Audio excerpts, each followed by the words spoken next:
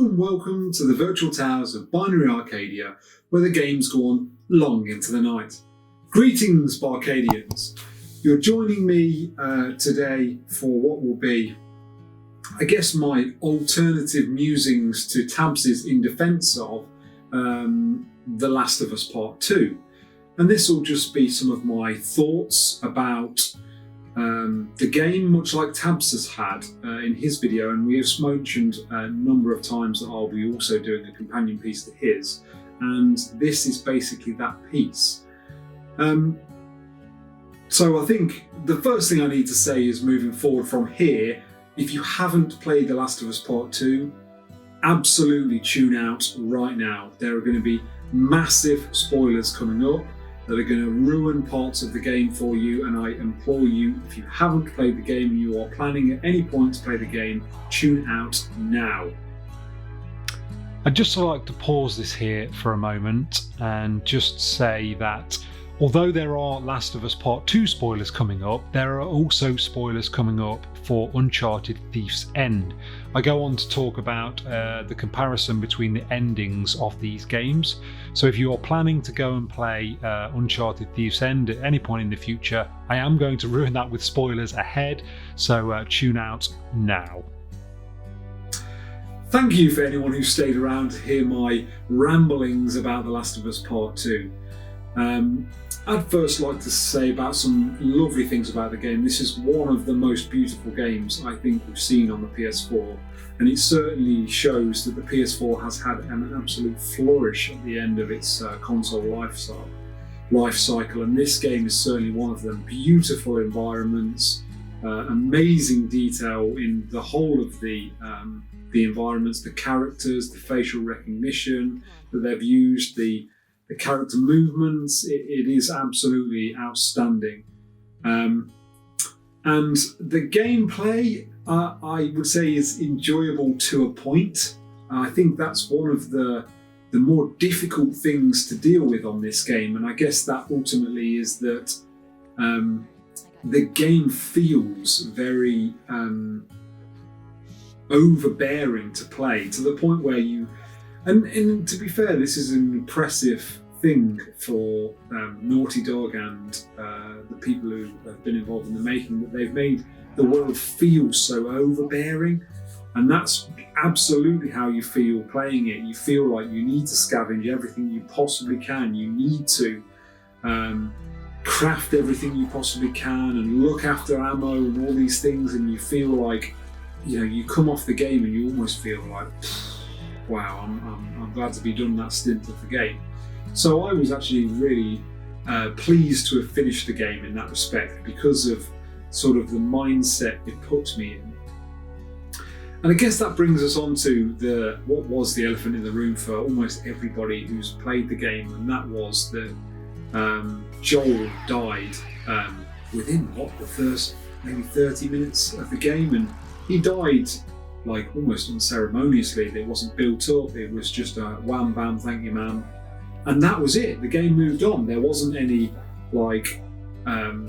grieving period for that character, there wasn't any funeral, there wasn't any time for the player to come to terms with it. We literally just move on to what is the next part of the game, which is in essence Elle's determination to have vindication for what's happened to Joel. And I think that's really interesting. Now, interestingly, I didn't really play very much the first Last of Us, and I guess for that reason I didn't feel particularly emotionally connected to the character Joel, albeit I know he'd gone through the troubles with obviously his daughter sadly dying very, very early in the first game.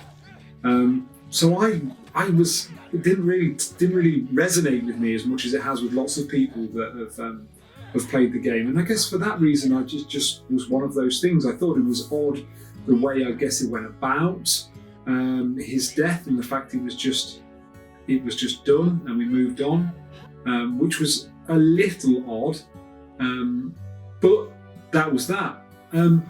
I think at this point I'd like to reference another Naughty Dog game, another absolute favourite of mine, and that is the Uncharted series. and has one of my favourite computer game characters of all time in Nathan Drake. And anyone who's played that series will know he's like your Indiana Jones sort of male Tomb Raider style star, and he's all about the action and the set pieces, and he's a treasure hunter in essence. And I just love that character. So I guess I have that connection that lots of people have with Joel, with Nathan Drake, even though his story is very different to this story in terms of his stories are very much more action orientated, and you're not really meant to feel, or you're not really you're not really feeling for him as much as you do Joel and his like hardship through The Last of Us, because they are very different games.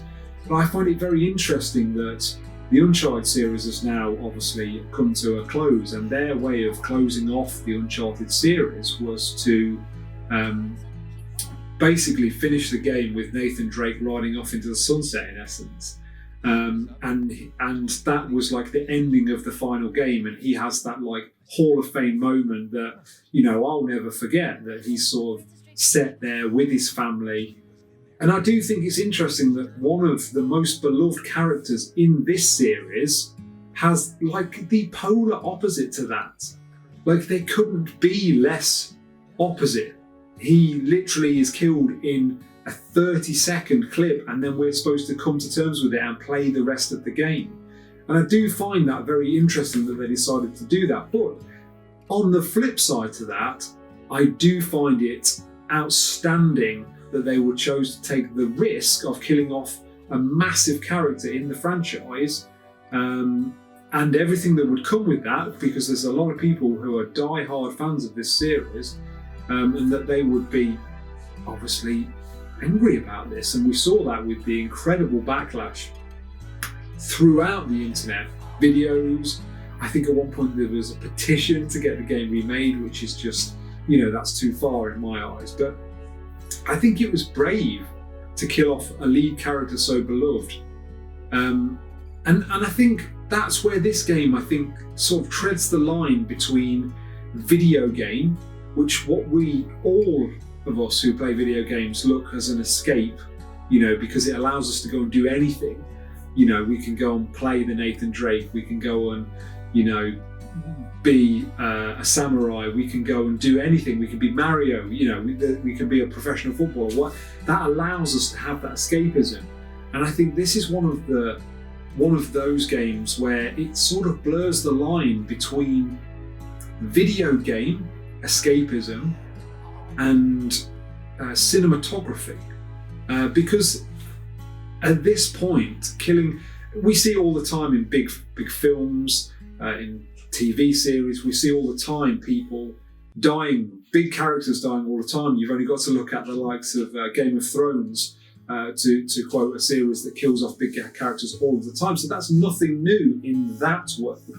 But in the world of video games, it is something quite new. And I do think, and I come back to the point, that it was very brave for Naughty Dog to kill off Joel in the way they did, in more akin to cinematography. And I guess that brings us on to the other part of the game that people had a problem with, and that was obviously the fact that we were playing at points during the game as the character that killed off Joel in Abby.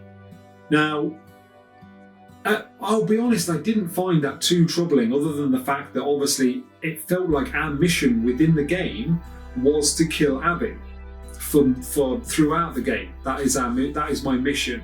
So it felt very odd to then be put into this completely opposite, conflicting mindset of, oh no, your objective is now to kill the lead character that you like and that you want to succeed.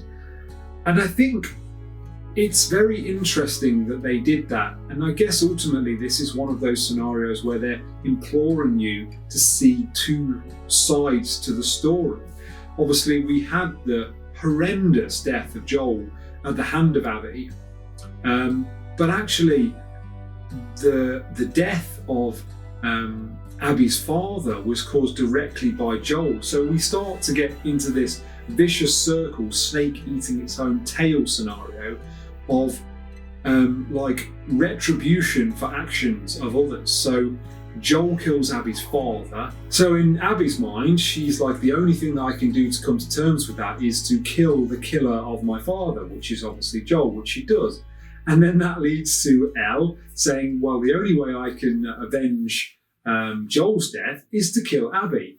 And then that becomes the cat and mouse of the rest of the game, in essence, where you're put into this incredibly strange mindset while playing the game, where you are rooting for a character to try and kill another character who you're also playing for, which you need to survive. And I felt that was very odd.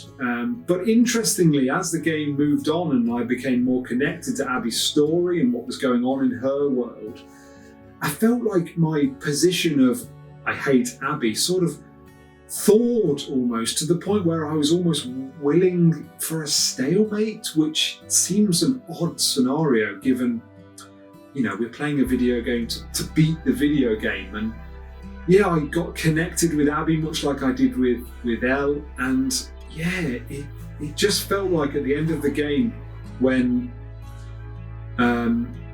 Elle lets Abby go off,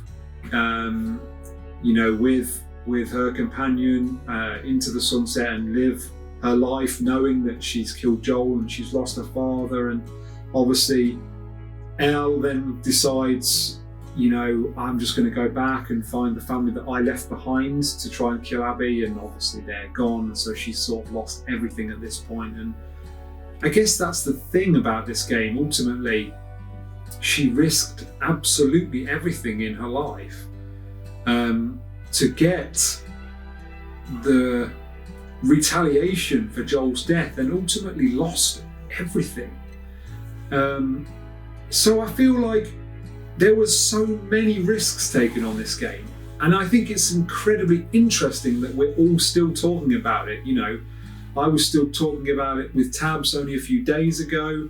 I know the internet's still alive with, what should they have done, what shouldn't they have done? Well, I think they created this marvel, and actually you could argue that given how connected everybody seemingly who has a problem with Joel's death and the way it went about, they're so emotionally connected to Joel, you almost have to praise and applaud what Naughty Dog did in terms of creating the emotional bond with Joel by gamers and having that connection of almost grief with the fact that a video game character had died.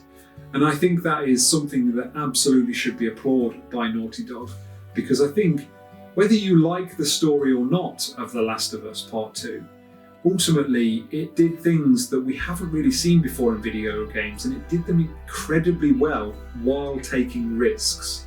And from that standpoint, surely The Last of Us Part 2 will stand the test of time as a bit of a watershed moment, a groundbreaking moment, if you will, for what could be the format for upcoming, story-driven games that can be incredible.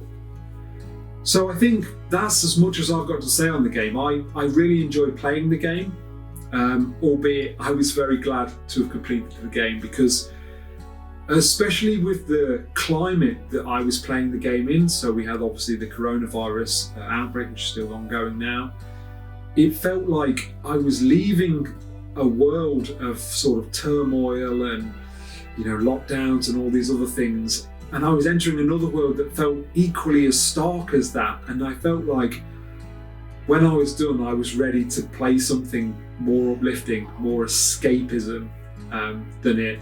But I think that's genuinely just a coincidence of the time. I don't think if I was playing it normal when the world was a little bit more normal than it is now, I don't think I would have had the same thoughts about the game as I did when I played it recently. And I'm sure at some point when the dust has settled and I feel more comfortable about playing the game again, I will go for a second run through on it. I know Tabz attempted a second run through on it, but he just couldn't get through it at the time, and obviously Ghosts came along anyway, so that put paid to that. And that's all I've got to say. I hope that's in some way been entertaining and enlightening, and anyone that's stayed till now, thank you very much. If you are new here and you like what you've just seen and you like any of the content that we see on the channel, plenty on there now, head over there and give us a subscribe, because we'd love to have you part of our lovely community. And if you did enjoy the video, definitely drop it a like, definitely helps the channel. And I think that's all I've got time for today. Another one for the archive. Stamped and completed.